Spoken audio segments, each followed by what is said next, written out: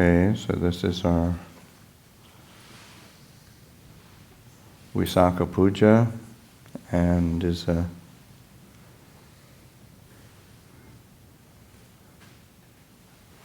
a day of recollecting the Buddha as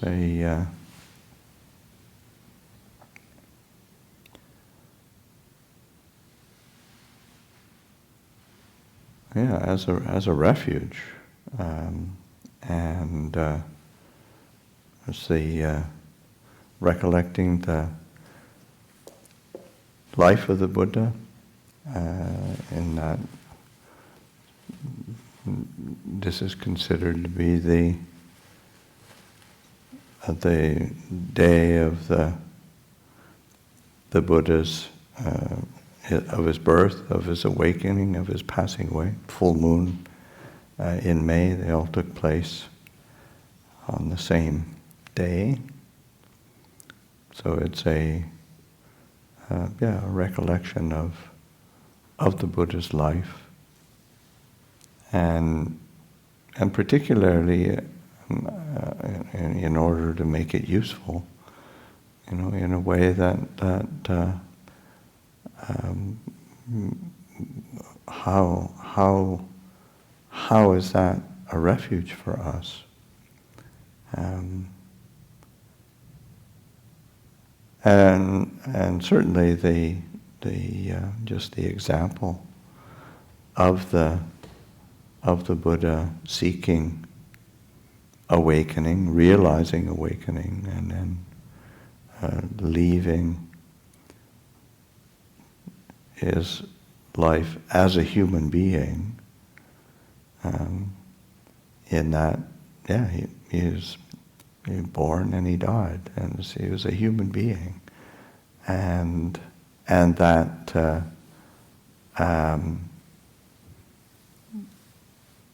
that example is, because it's relevant for all of us in that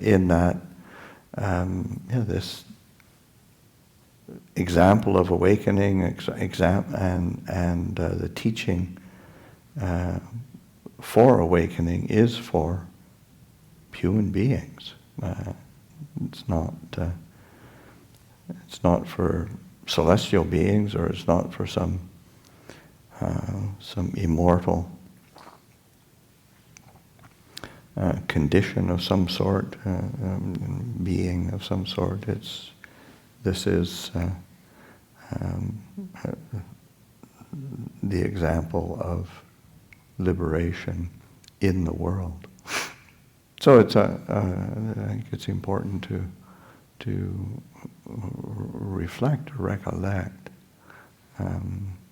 how to hold it, how to view that.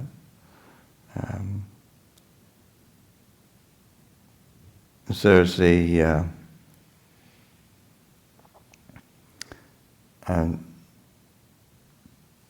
just a very simple statement that the Buddha gives, reflecting on his own life. Before he was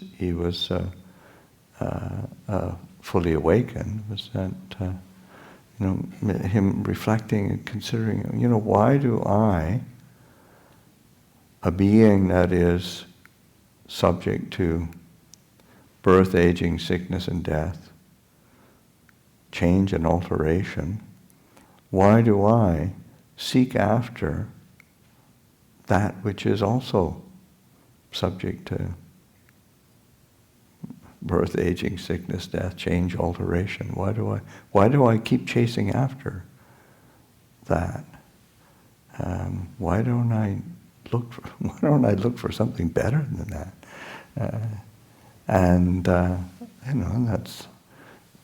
That's a worthy reflection for all of us. What are we seeking? What are we looking for? What are we caught up in? What do we think is important? What do we get excited about? What do we get depressed about? And you think, well, there it is. All that we're running around with, subject to birth, aging, sickness, death, change, and alteration. Oh, it's not very bright. So it's just, and the Buddha is just giving that example of, that's what he himself, how he spent his life until he sort of made this very clear aspiration to be able to be free from that, and that is I think it's a really important consideration, because it brings it back down to something rather practical or to a certain degree ordinary, not mundane but ordinary, because we can so easily conceive, or we wish to conceive of say awakening, liberation, as something so, say, utterly refined or utterly other,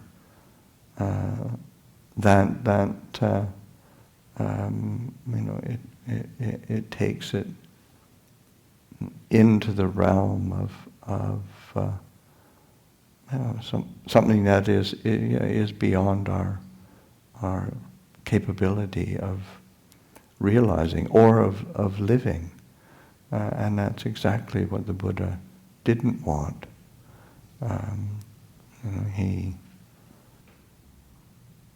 So that sense of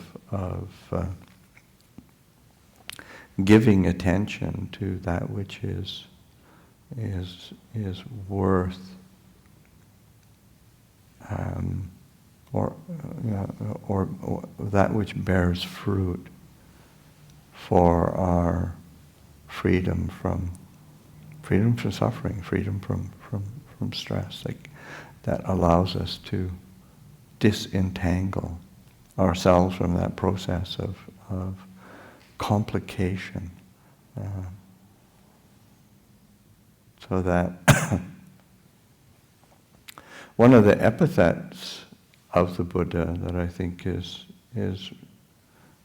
really important to be considering, again, as of course it's how he manifested his life, but it's also as an example for us to try to emulate or follow in his footsteps or make real.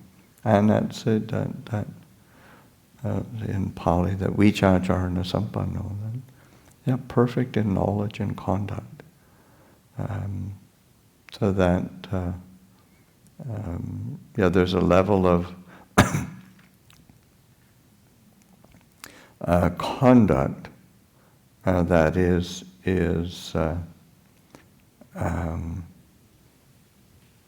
informed by his knowledge, by his awakening, and that there's an integrity to how he lived his life and set an example.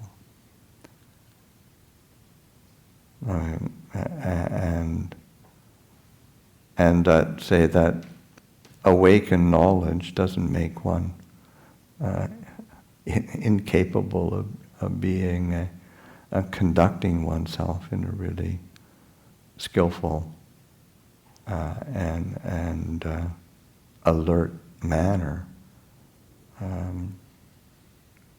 Thinking of what comes to mind is just off the top of my head is the story of from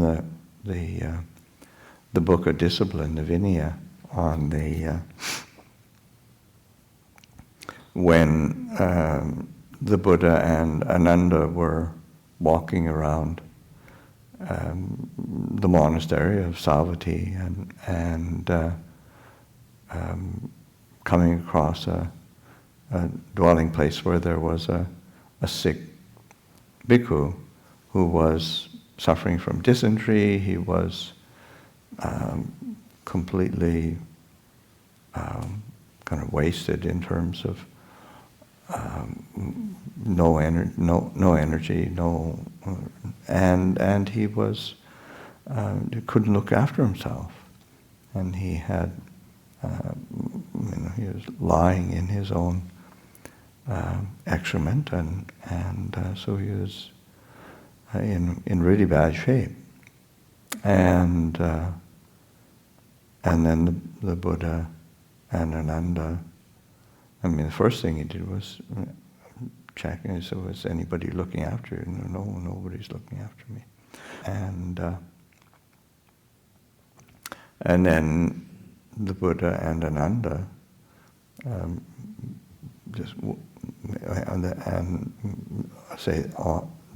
Ananda on the instruction or initiative of the Buddha, go and get some water.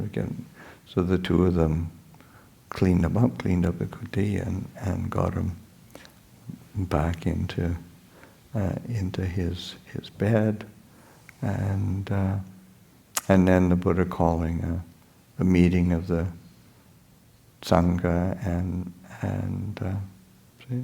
asking about this bhikkhu and admonishing them for not taking care of the sick bhikkhu. And that's what he said, if you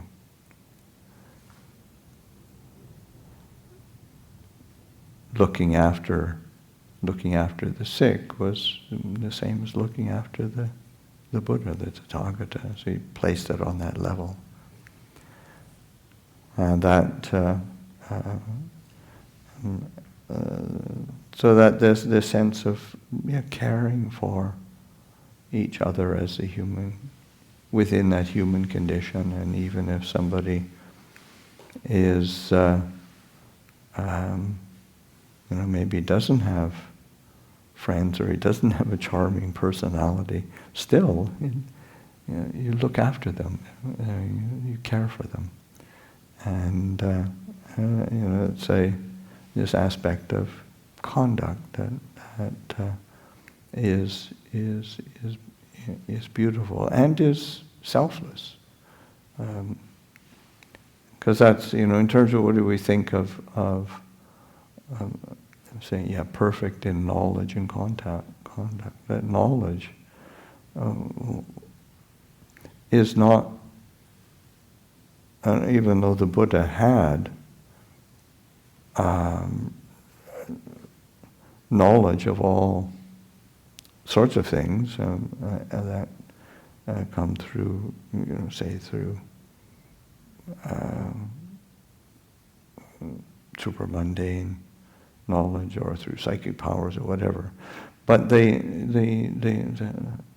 knowledge of suffering and the end of suffering, knowledge of the what is in accordance with truth and what's not in accordance with truth, so that to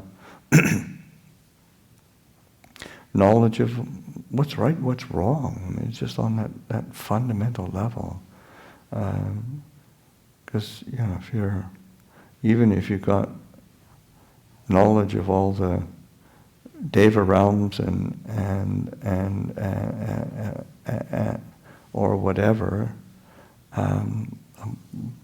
but you can't pay attention and be willing to look out for each other as human beings, and that's not such useful knowledge. Yes. Might be good for sitting around and talking about, but the Buddha was not just a philosopher, he was a doer. He lived his knowledge, in that sense, that perfect in knowledge and conduct. So that there's this sense of knowledge of the relinquishment of the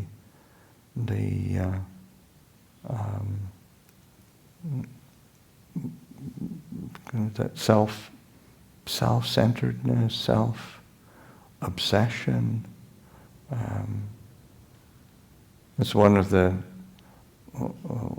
things that when the Buddha just speaking about what is kind of amazing of the presence of the Buddha in the world, and is that beings who are normally obsessed with, say, sensuality, gratification, are willing to turn to renunciation and restraint. Beings who are normally obsessed with conceit are willing to relinquish and dwell in that simplicity of not self. Normally, beings are tend to distraction and excitement. They will turn to that which is peaceful, seeking peace and dwelling in what is peaceful. It's amazing when the beings who are normally caught up in ignorance and a lack of true understanding will willingly seek out true knowledge and understanding. That's amazing, an amazing thing. That they as a quality of the Buddha, that encouraging us to say through his example, through just the very fact of how he lived his life, lived his truth, that it encourages human beings, to seek out what is, what's truly peaceful. So in that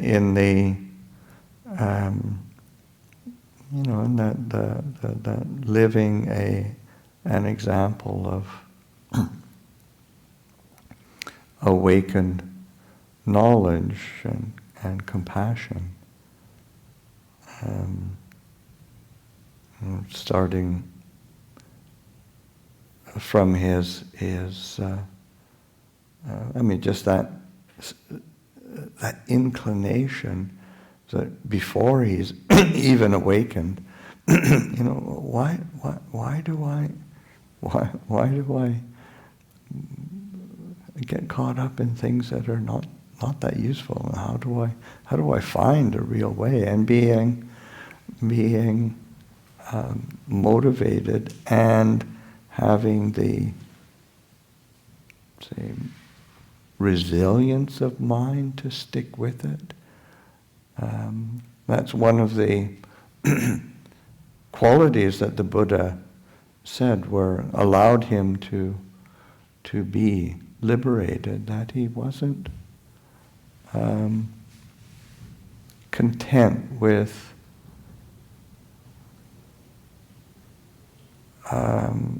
say partial knowledge or partial. He wasn't satisfied until he found true knowledge. And of course, he teaches the path of contentment. But it's interesting that he points. It's one of the qualities. It's just that you're just not being content with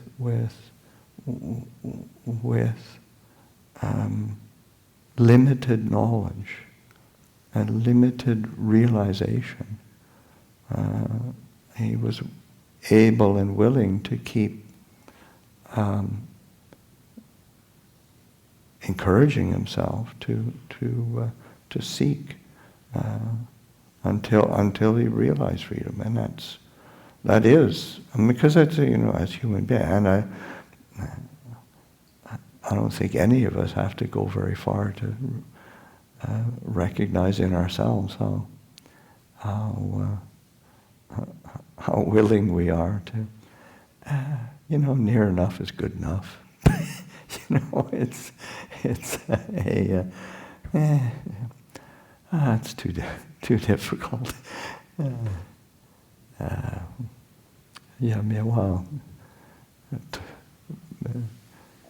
It's sort of, practice is always so, we're so incredibly diligent in our practice.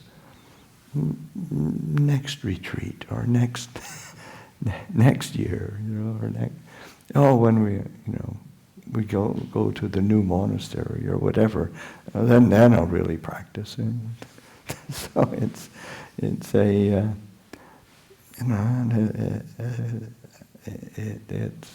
but the Buddha was, that's one of these really special qualities, that the Buddha was able to keep himself true to his aspiration, and then of course, and then realizing awakening, and then being willing to teach, to devote himself to teaching, and then laying out a way of training that was extremely refined and detailed.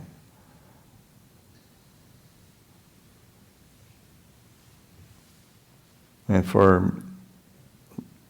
then even in approaching the end of his life, he's on his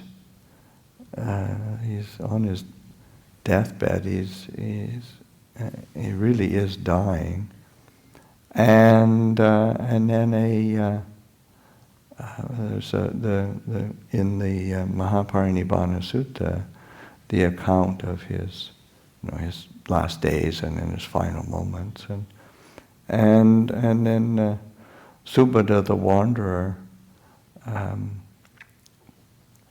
has a doubt that he would like to have the Buddha clear up, and Ananda, who is, he's no slouch in terms of kindness and compassion, and he says, the Buddha's dying, just leave him alone.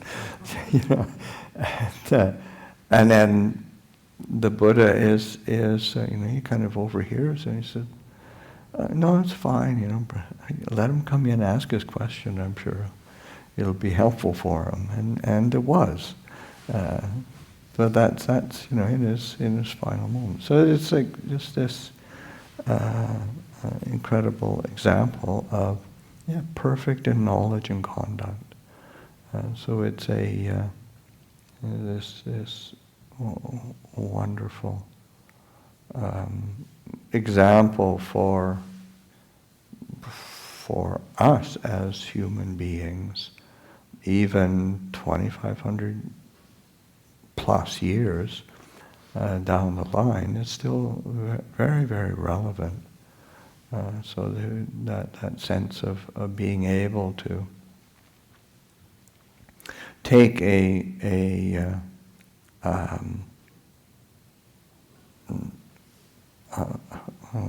religious ceremony, or a religious, say, a holy day, and make it into something that is beneficial for ourselves and for others, to be, rather than putting, because it's easy to do, it's like that reification of either a person or a principle, a teaching, and then make it so that it is distant, it's far away, and not really accessible. I mean, that's one of the qualities that the Buddha, or that is, the Buddha described his teaching as open ego. It's leading inwards. It's drawing. We have to draw the teachings into the heart. We have to draw the example of the Buddha into the heart. We have to be able to lead it inwards. It can't be objectified, external to us. It can't be something other.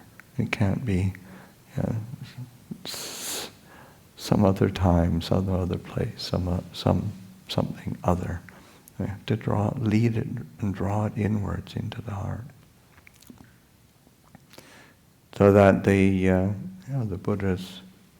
Buddha's life is an example, and it's also, it's an example that helps us to gain a perspective on how do we implement this path? What is the path that we need to be reflecting on and implementing? And of course, there's so many ways that could be described or parsed out. But what comes to my mind is this evening anyway, is that the Buddha's gradual instruction, that it was something that he repeated over and over and over again, as a means of leading people into the relevance of his teaching, and to the and to the experience of the fruits of the teachings and the practice. So I think it's first comes up when the Buddha instructing the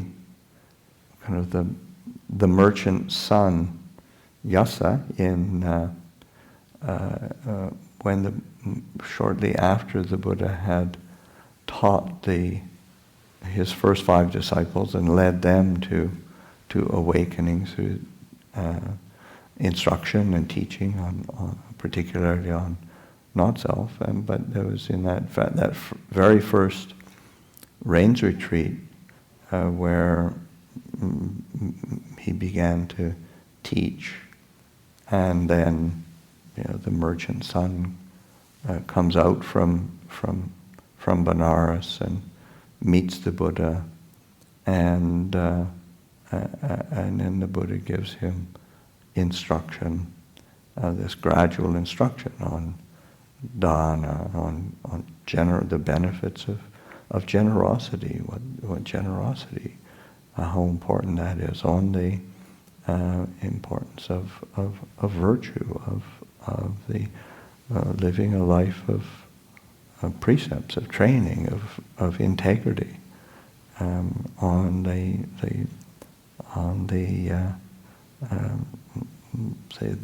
the fruits of goodness,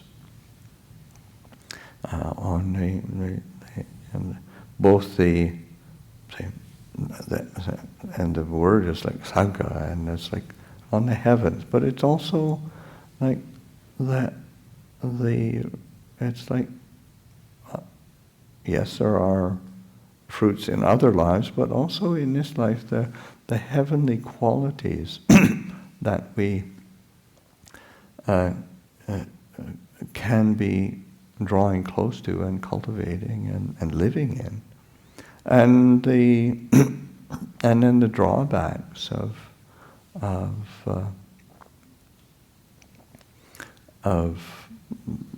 sensuality, of pursuit of of things that are just agitate and clutter the mind. The adinava, the kind of the harm or the in Thai it's sort of like the toad, the punishment or the difficult problematic results that we reap from our actions. And the fruits of renunciation, of relinquishment, of letting go, and that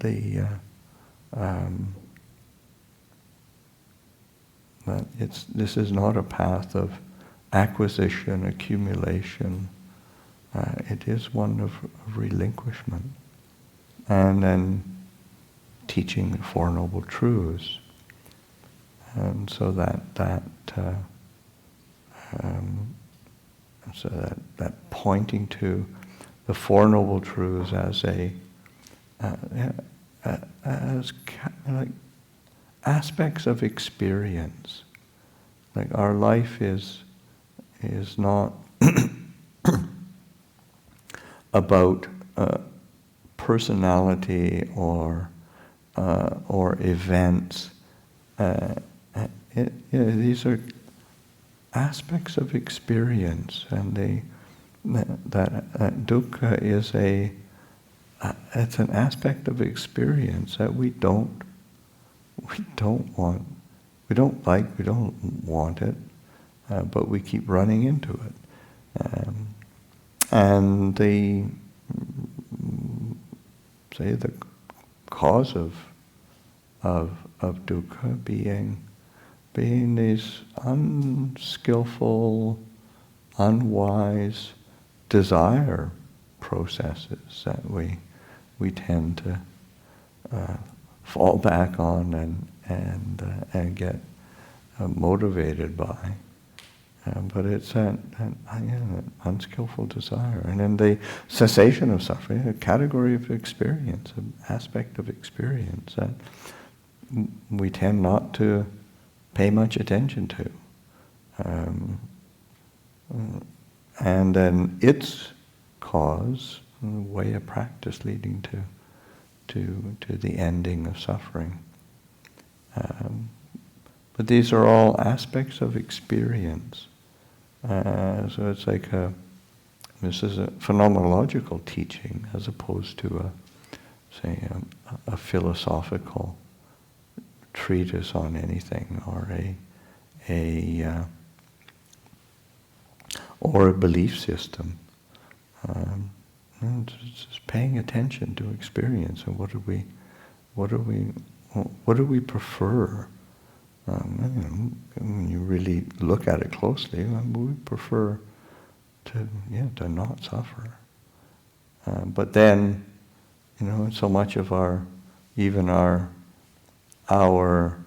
attempts at non-suffering tend to be, tainted by desire and attachment and confusion.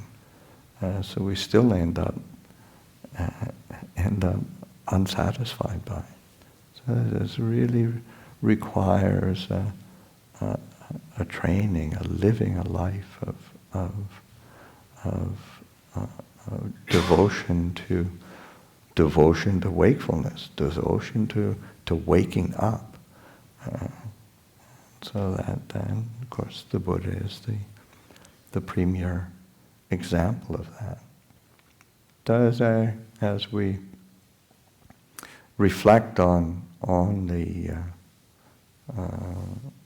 Buddha's life and on the example of the Buddha, it's this how do we looking at the qualities of the Buddha. So in the various epithets, descriptions of the Buddha, then the qualities that are repeated over and over again are qualities of wisdom, compassion, of purity. And so just trying to motivate ourselves to be more drawn to wisdom rather than confusion. How do we get more drawn to compassion, kindness, a sense of caring for ourselves and for others, in a really sensitive manner. And purity, not in a kind of a judgmental or a I'm so pure type of perspective, but it's more like, no, I mean, it's just quite natural that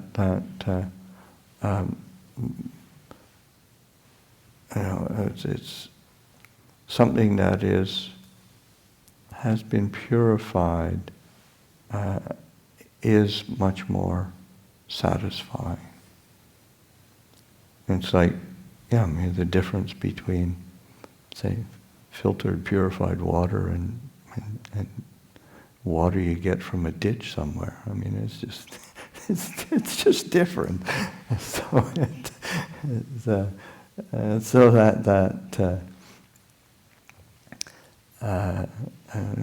for our benefit and well-being.